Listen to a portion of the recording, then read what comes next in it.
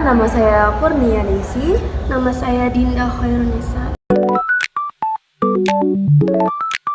Oke, jadi di sini kita akan menjelaskan tentang toharoh. Oke, Dinda akan menjelaskan. Di sini saya akan menjelaskan pengertian toharoh terlebih dahulu.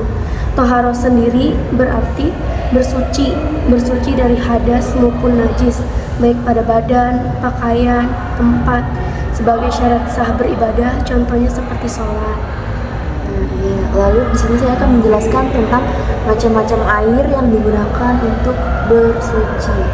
Yang pertama itu ada air yang suci dan mensucikan.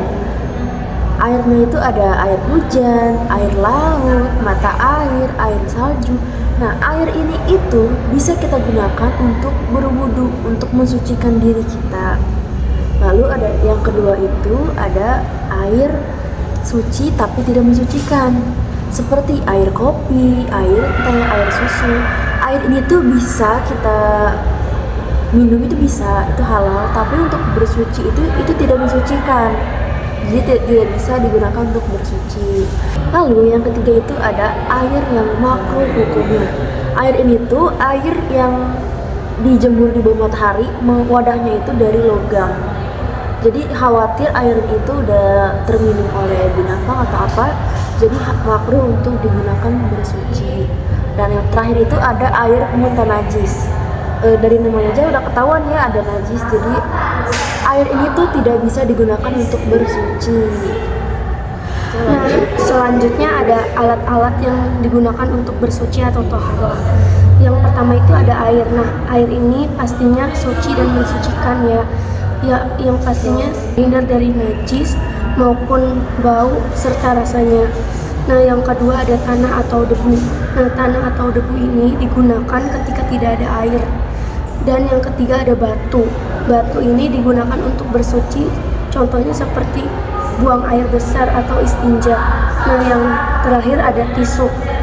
Tisu ini digunakan sebanyak 3 kali usapan maksimalnya.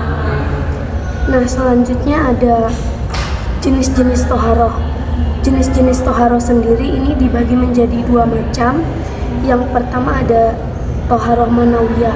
Toharoh manawiyah ini bersuci secara batin, yaitu membersihkan hati baik dari sifat buruk seperti dari iri, dengki maupun riya, karena kebersihan hati menjadi landasan kecil sebelum bersuci. Yang kedua ada toharoh hisiyah. Nah, toharoh hisiyah ini bersuci secara fisik, yaitu melalui wudu, tayamum, serta mandi wajib. Dan yang selanjutnya ada macam-macam najis. Yang pertama ada najis mughalazo. Najis mughalazo ini najis yang tergolong paling berat, yaitu najis dari hewan, baik anjing maupun babi. Nah, cara mensucikannya ini cukup disiram sebanyak 7 kali. Disiram pakai air? Iya, disiram pakai air. Terus yang kedua najis mutawasito. Nah, najis mutawasito ini najis yang tergolong sedang, contohnya seperti darah, kotoran, muntah.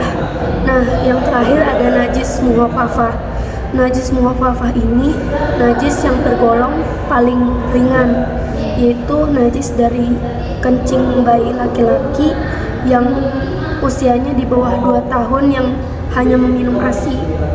Jadi kalau misalnya bayi perempuan nggak boleh ya? Iya, harus bayi laki-laki. Oke, lanjut dengan saya. Di sini saya akan menjelaskan tentang berwudu. Nah, berwudu itu adalah hal yang kita lakukan sebelum melakukan ibadah. Misalnya sebelum sholat kita harus melakukan wudu dulu untuk mensucikan diri kita dulu, biar bersih dari hadas, najis gitu ya. Nah, di sini itu saya akan menjelaskan tentang rukun wudunya saja ya. Apa aja tuh? Nah, ada 5 nih. Yang pertama itu ada niat. Niatnya adalah Bismillahirrahmanirrahim. Nawaitu wudu'a ahli rofil hadasil asgori fardhu lillahi ta'ala. Nah, itu yang pertama tuh, kita harus baca niatnya dulu. Selanjutnya apa tuh? Nah, yang kedua itu membasuh muka. Membasuh mukanya ini 3 kali ya teman-teman. Caranya itu jadi si airnya itu kan udah ditampung nih di sini, terus diusap ke muka. Nah ini kan ada telinga, ada yang telinga kecil nih. Jadi batasnya sampai ke sini, terus sampai ke telinga kecil ini nih, itu sampai ke sini airnya itu, ke sini terus gini gitu. Pokoknya harus merata ke seluruh wajah ya. Itu sebanyak 3 kali. Terus habis muka itu membasuh kedua tangan. Kedua tangan ini sampai siku.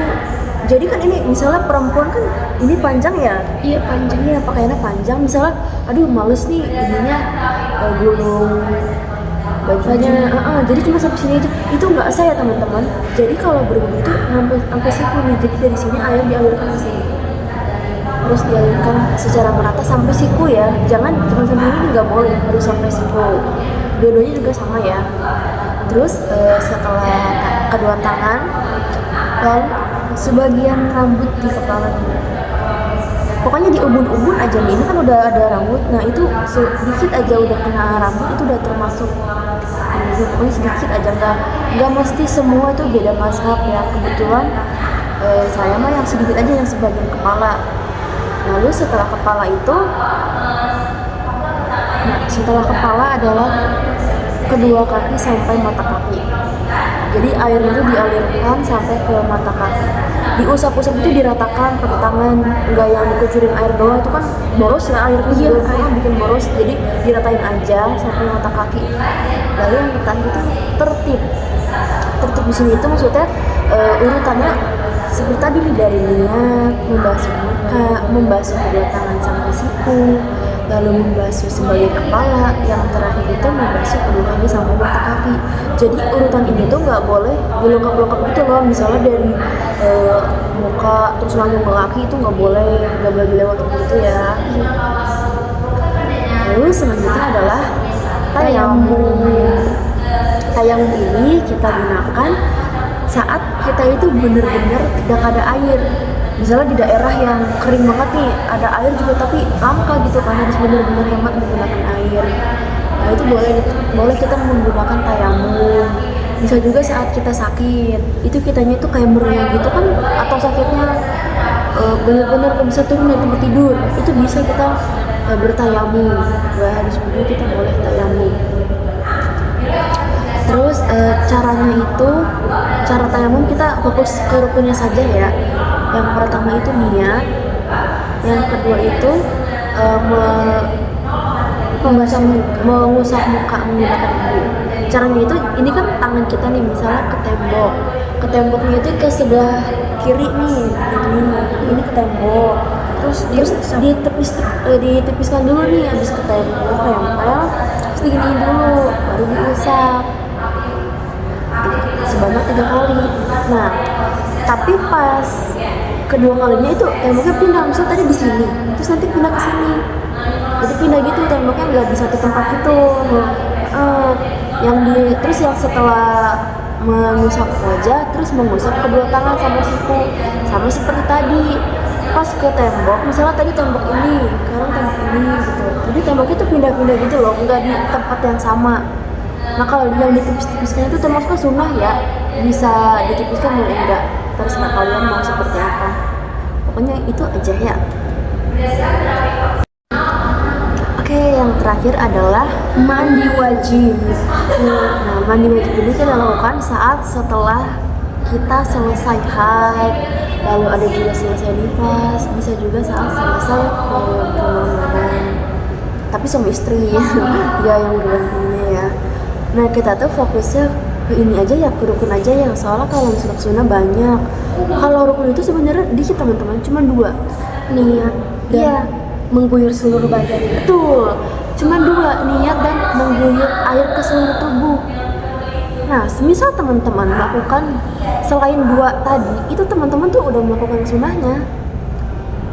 Jadi teman-teman kalau misalnya cuma 2 tadi itu udah sah, itu kalian udah suci kembali gitu loh, teman-teman udah suci kembali, walaupun cuman 2 tadi itu rukunnya ya. Yang penting pas mengguyur airnya itu kita bener-bener rata gitu kan dari kepala sampai ke kaki gitu ya, itu harus bener-bener rata. Misalnya di tangan kan ini kan ada sela-sela gitu ya, itu bisa teman-teman ratakan pakai jari, misalnya digini-giniin lah, pokoknya diratakan aja nih. Iya, biar guyur ke seluruh tubuh. Iya bener, jadi seluruhnya harus bener-bener rata.